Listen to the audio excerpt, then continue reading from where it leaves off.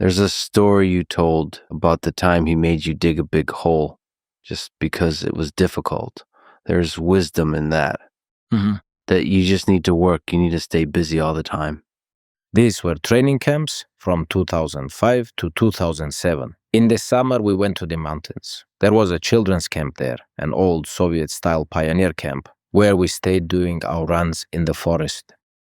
Together, we built a small training area there with a rope, a punching bag, a pull-up bar. We did sprints there. We pulled resistance bands. After running in the mountains, we would come back and work there. There were almost no mats.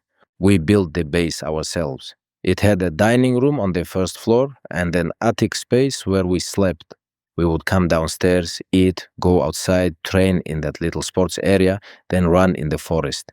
It was somewhere around 1,200 meters above sea level, a conifer forest.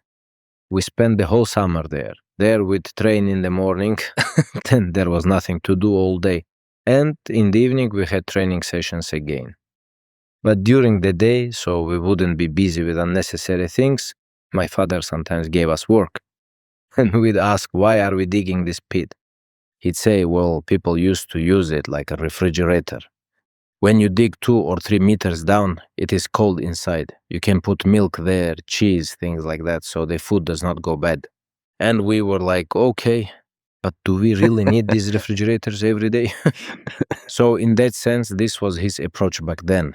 He always had this kind of unique approach. Well, what's the philosophy here?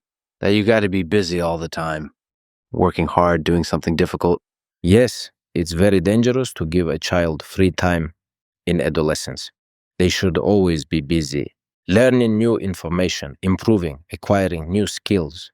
A person should always be busy. When you're 16, well, what can be on your mind? You should constantly develop and improve.